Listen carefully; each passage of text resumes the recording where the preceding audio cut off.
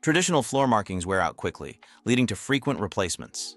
This constant maintenance not only increases costs, but also causes significant downtime, disrupting operations and productivity.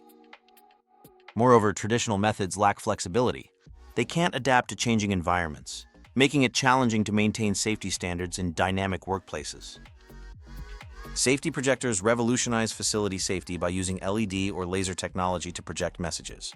This innovative approach offers a maintenance-free, long-lasting solution, eliminating the need for constant replacements.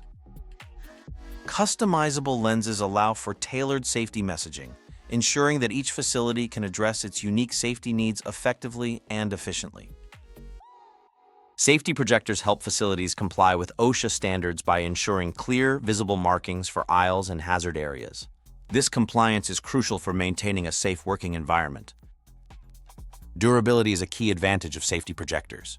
They eliminate the need for constant replacements, providing a reliable and long-lasting safety solution.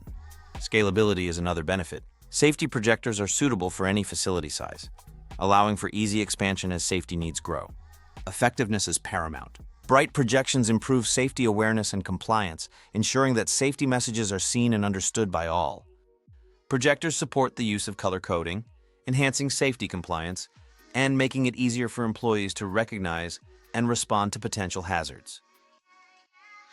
Reinforce safety protocols with dynamic visuals. Promote a culture of safety and compliance, reducing waste and contributing to eco-friendly practices. AccuformNMC offers industry-leading expertise with USA-based customer support. Their customizable solutions meet any safety or traffic marking need, ensuring superior brightness and clarity. Take action today.